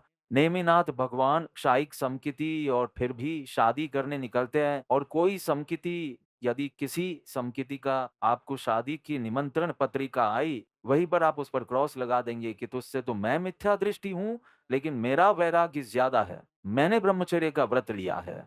ये आप कैसे क्षायिक सम्यक दृष्टि राजुल से विवाह करने निकले? और समारोह तो देखिए, कितने सारे पशु और सब कुछ था। कहाँ ये समझ में आने वाला है? परंतु यदि तुम अपने अंदर का खेल समझते हो, तो उसके लिए ये संभव है।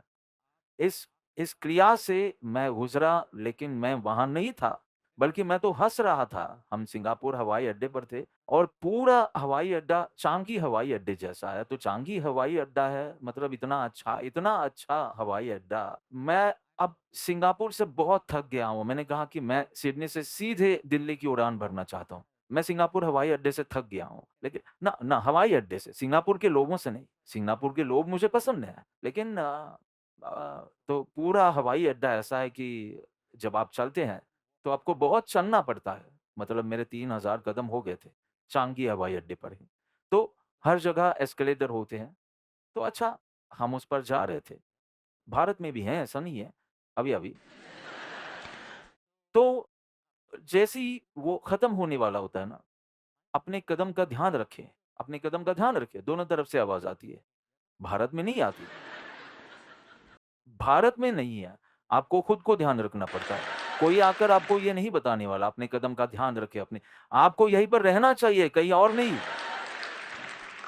सिंगापुर वाले कहीं और रहने वाले पीढ़ी के होंगे, तो हम वहाँ थे और मैंने कहा, "नेम ये क्या है? हम यहाँ हैं, हम नीचे देख रहे हैं और हमारा दिमाग कहीं और नहीं घूमना चाहिए, अभी यहीं रहना चाहिए। ये खत्म होते ही दूसरा कदम बाहर।" लेकिन वहाँ अपने कदम का ध्यान रखें, अपने कदम का ध्यान रखें, ऐसी रिकॉर्डिंग आती है। इसलिए मैंने कहा, ये देश कहीं और रहने वाली पीढ़ी का है कि ये क्या कहलाते हैं ये लोग? क्या जेन ज़ी, जेन ज़ी। ये तो जेन ज़ी एक एल्सव्हेयर जनरेशन है। आप कभी वहाँ नहीं होते जहाँ आप होते हैं। आपका मन हमेशा कहीं और होता है। यानी कि आप सोच रहे होते हैं, वो माइंड योर स्टेप इसलिए तुम्हें ख़्याल आता है कि ओह! अब एस्केलेटर खत्म हुआ। तो ये एक एल्सव्हेयर जनरेशन है, इसलिए कम हियर एंड नाउ हमें ध्यान में समझाना पड़ता है। जहाँ रहो, कहीं नहीं, कहीं, कहीं और हाँ, लेकिन यहाँ नहीं। क्या आपको एहसास हो रहा है कि कैसे दिमाग तेज़ भागता है? तो ये क करगिल स्पीच की कुछ तैयारी कर रहा था, तो ये अच्छा है। वो बहुत अच्छी तरह से प्रस्तुत करने वाला है। मुझसे बहुत बेहतर और फिर उसे अनिरुद्ध से कुछ काम था, तो अनिरुद्ध नीचे के किसी माले पर रहता है ना? 16वें माले पर नहीं, वो कहाँ रहता है? 12वें माले पर। तो कुछ काम था, तो फ़ोन करके कहा कि जल्दी नीचे आओ। क्या बोलना चाहिए? ऊपर आओ। कुछ काम था तो कहना था कि जल्दी ऊपर आओ। मैंने कहा देखो नीम, एकाग्र रहना और तनाव में रहना 2 अलग-अलग बातें हैं। और ये उस समय पता नहीं चलता जब आप काम कर रहे होते हैं। उसके बाद की तुम्हारी भाव दशा के समय तुम पकड़े जाते हो। तनाव में हो तो सब कुछ गड़बड़ हो जाता है।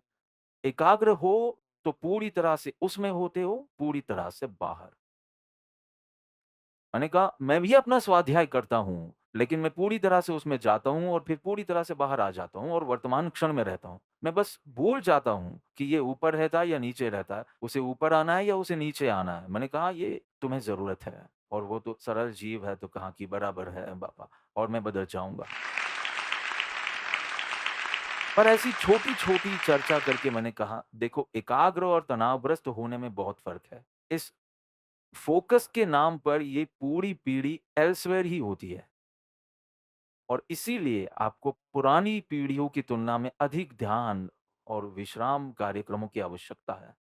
तो जो भी हो, तो राबिया फ़कीर थी, संत थी। एक गाँव में हसन नाम के फ़कीर आते हैं और कुरान पर प्रवचन कर रहे थे। उन्होंने कहा, खुदा से प्रेम करो और शैतान से घृणा करो। काफ़िर की घृणा करो, शैतान की घृणा। अगले दिन सब वापस आते हैं, उसमें राबिया भी आई, तो पूछा कि आप सबने ये किया आज होमवर्क?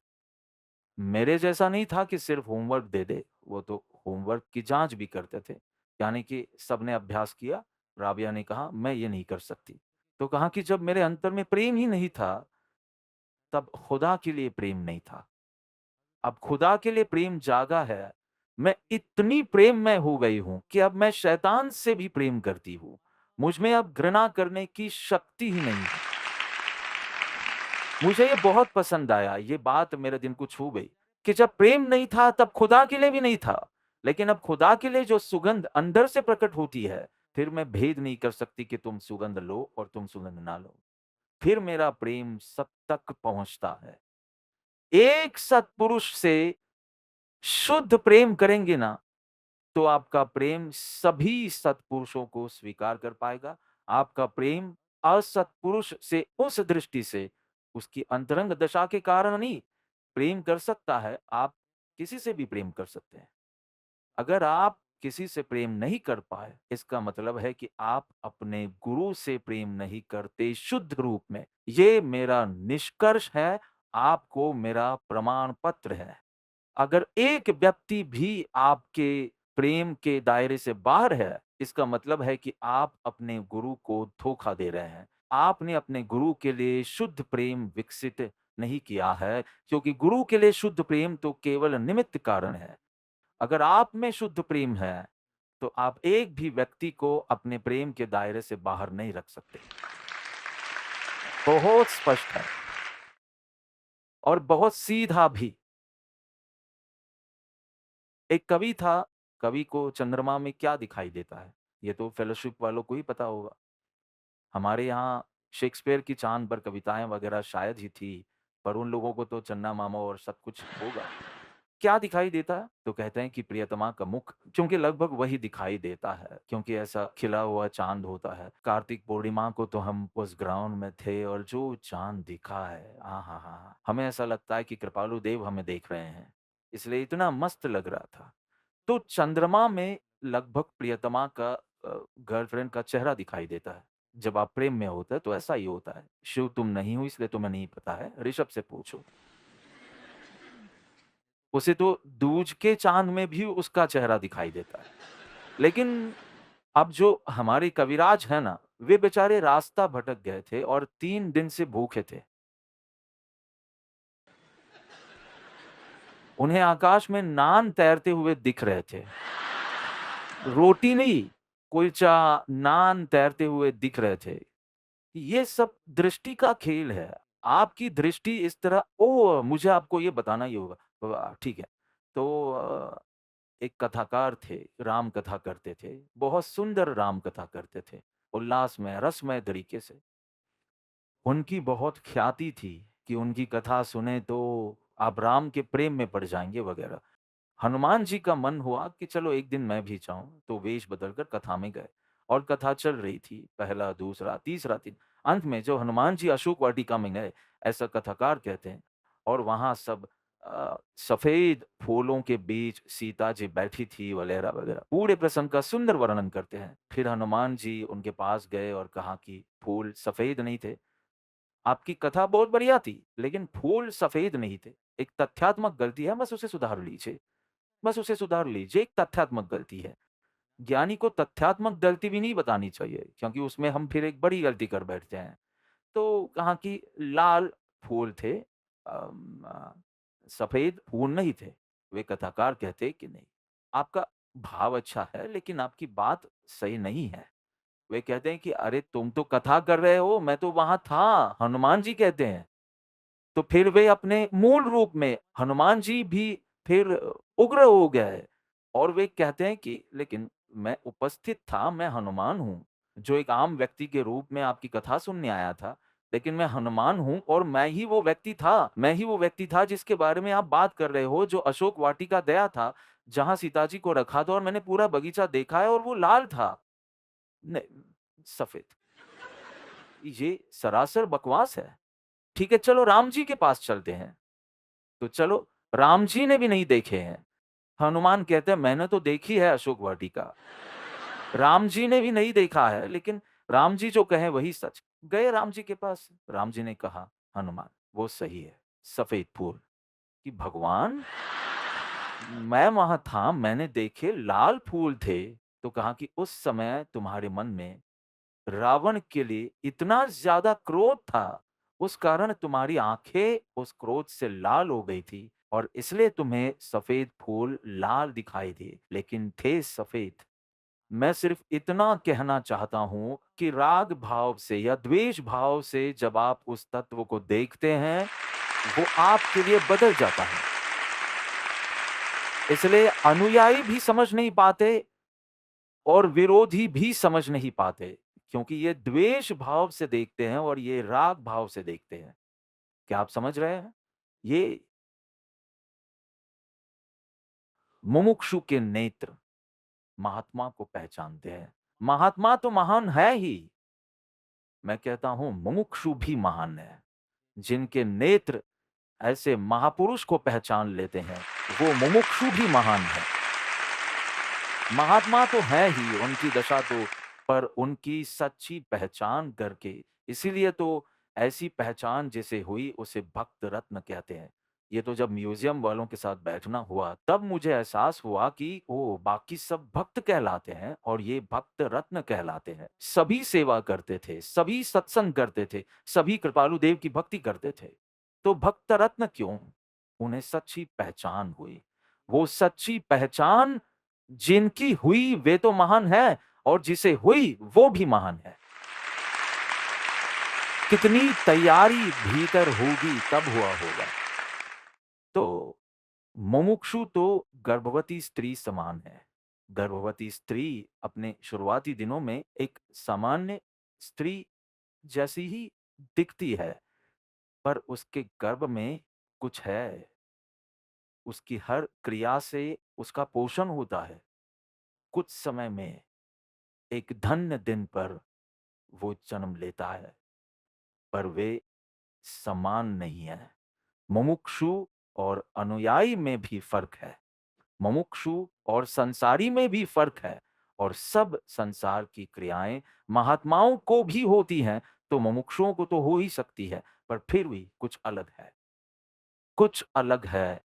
अभी आपको ऐसा लगेगा कि एक जैसा है, कुछ समय में होगा, अरे उसे तो समकित का जन्म हो गया और मेरा नहीं। ये एक जैसा नहीं था। ताली बजाना एक जैसा था, सुनना एक जैसा था, पर अवलोकन बहुत अलग था, बहुत अलग। इसलिए तो कहा कि सत्पुरुष में दिव्य भाव दिखे, तो वो समकित का कारण बन जाता है और मनुष्य भाव दिखे, तो वो दर्शन मोह का उदय माना जाता है।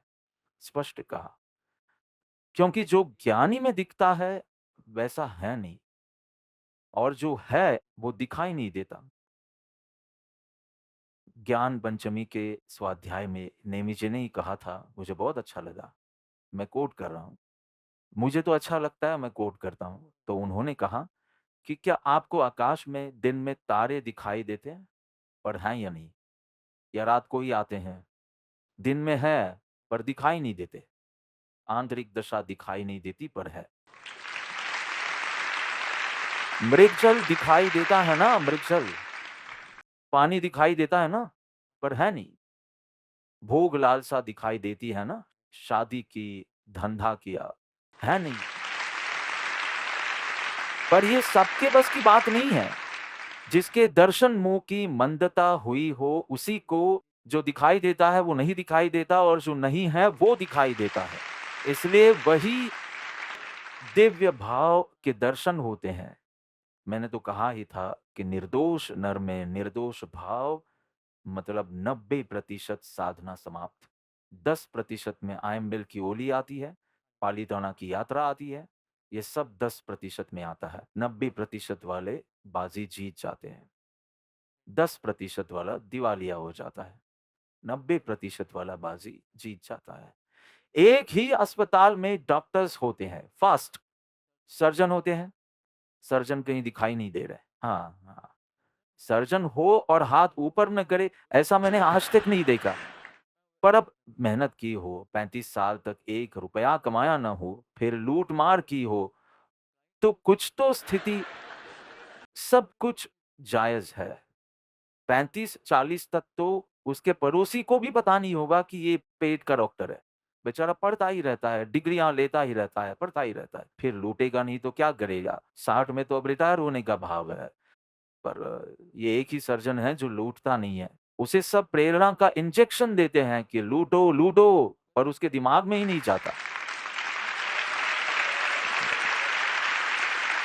आपकी शोक सभा में मैं ही ये बोलूँगा कि कितने इंजेक्शन दिए कि भाई धनवान से तो जितना ले सकते हो लो, संतोषी इंसान ही है। पर आस-पास पूरा परिवार संतुष्ट न भी हो ना, चलिए क्या कह रहा था मैं? हाँ, अस्पताल में डॉक्टर होते हैं, फटाफट बोलिएगा, सर्जन होते हैं, नर्सेस होती हैं, वार्ड बॉयज़ होते हैं, पेशेंट्स होते हैं, सब एक जैसे ही है ना? ये जगत है, इसमें ज्ञानी भी है, अज्ञानी भी है, एक जैसे ही है ना? ऐसे जगतवासी जीव कृपालु देव ये शब्द उपयोग करते हैं, लेकिन जगत से बहुत न्यारे हैं, बहुत न्यारे हैं। कल हम शेठ के ऑफिस में गए थे, सुबह से सब वो 2 बच्चे आए कहते हैं, "पापा आज बाल दिन।" क्या तुम जानते हो कि 14 नवंबर को बाल दिवस क्यों होता है? मैंने कहा चाचा नेहरू का जन्मदिन है, तो कहते हैं चाचा नेहरू क्या है? क्योंकि उनका इतिहास तो मोदी जी से ही शुरू होता है। किसी और प्रधानमंत्री की कल्पना भी नहीं कर सकते। तो उनका इतिहास सिर्फ मोदी जी से ही शुरू होता है कि बस मोदी जी हैं और हमेशा मोदी जी ही प्रधानमंत्री हैं। तो चाचा नेहरू अब कैसे समझाएँ? आज चाचा नेहरू का जन्मदिन है। आखिरकार बात को संक्षिप्त में कहूँ तो उन्होंने मुझे चाचा नेहरू कहा और कहने लगे, "पापा आज हमें चौपाटी ले चलो, क्योंकि आप चाचा नेहरू हैं और चाचा नेहरू को बच्चों से प्यार था।" नहीं, ये सच है लेकिन असल में मैं चाचा नेहरू नहीं हूँ। लेकिन वे और हाँ, स्कूल का समय हो रहा था, मैंने कहा ठीक है शाम को ले जाऊँगा। तो ले गया और चौपाटी एकदम बहुत अच्छा बीच। लेकिन हाँ, आपको लगता है कि आप जेड्डा या रियाद या कहीं और हैं, लेकिन बहुत अच्छा बीच और सब कुछ। हाँ। हाँ, हाँ, हाँ। तो मैं बच्चों को वहाँ ले गया। कहाँ से ले आते हो फ़ोटो? तो वहाँ से फिर चौविहार करने के लिए शेठ के ऑफ़िस गए। तो हम पटेल चेम्बर्स के यहाँ से गुज़रे। तो आर्यवीर कहता है, "पापा स्कूल।" मतलब कि पापा पढ़ने नहीं जाते थे? तो कहता है, "नहीं, पापा पढ़ाने जाते थे, लेकिन स्कूल तो कहेंगे ना उनकी।" ये जानकर कितना अच्छा लगता है कि ओहो! ये हमारी तरह इस जगत में विचरते हैं, फिर भी कितने न्यारे हैं, कितने न्यारे हैं। एक बार बस वो प्रेम जाग जाए, उनकी अंतरंग दशा। एक व्यक्ति एक शेर के बच्चे ने अभी आँख भी नहीं खोली थी, तब से घर ले आए और घर पर ही रखते थे। रोटी, दाल, भात, सब्ज़ी ही खिलाते थे। क्या कहते हैं उसे? डीबीआरएस। डी दाल, भात, रोटी, सब्ज़ी डीबीआरएस। तो वही खिलाते थे। एक मेहमान आए और उन्होंने देखा कि ये शेर खरगोश की तरह जी रहा है। छोटा बच्चा था, खरगोश की तरह रहता था, क्योंकि डीबीआरएस खाएगा तो कैसा होगा? उन्हें दया आई। उसी वक़्त उनके पैर में कुछ लगा था और कुछ खून बह रहा था, थोड़ा खून निकल रहा था। वो उस शेर के बच्चे के पास एक कुर्सी पर जाकर बैठ गए और पैर इस तरह से लंबे किए कि एकदम उसके मुँह तक आए और जानवरों को आप जानते हैं वे चाटने की आदत। तो उसने चाटा और जैसे ही खून चाटा, गर्जना करने लगा। एक बार मुमुक्षु को अंतरंग दशा का रस लग जाए, फिर तो उसे घर में रख नहीं पाए, फिर तो उसे छोड़ना पड़ा, जंगल में छोड़ना पड़ा उस शेर के बच्चे को। और तुझे भी फिर घरवाले ही छोड़ देंगे धर्मपुर, कि इसे अब ऐसा रंग लगा है कि इसे और कुछ अच्छा ही नहीं लगता। तो उपकार वेदन तो बहुत सुंदर है। भक्ति में उपकार वेदन आता है, आँख में आँसू आते हैं और ऐसे हमारे पद भी हैं, पर उसमें कर्तावाद का सुर ज़्यादा है। आपने मुझे दिया, आपने मेरा किया, तुम मुझे भवजल पार कराओगी। ये अच्छा है संसार का मोह छोड़ने के लिए और गलत जगह की सुरक्षा छोड़कर व्यवहार दृष्टि से देव गुरु धर्म ही शरण रूप है, पर कर्तावाद है, जो जैन धर्म को मान्य नहीं है। जैसे-जैसे उपकार वेदन का सुर भक्ति में है, उससे बढ़कर दशा निरीक्षण का आएगा कि आपने मेरा ऐसा किया, आपने मुझे बचाया, वो सब तो है ही। आपकी दशा अत्यंत स्थिर है, ठोस है। मेरु डिगे पर आपकी अंतरंग भाव दशा नहीं बदलती। ये जब आएगा तब कर्तावाद का सुर कम होगा, तब सच्चे संकित की तैयारी होगी और प्रथम संकित से दूसरे संकित में कूदने के लिए ये कृपालु का स्मरण अर्थात आत्मा का स्मरण, तत्व का स्मरण समय हो गया है। सब बहिर्दृष्टि डालकर उस ज्योति के प्रेमी बनकर और उनके सत्समागम से उन्होंने जैसी दशा प्राप्त की, वैसी स्वयं में वो दशा प्रगटाएँ, इसी मंगल भावना के साथ।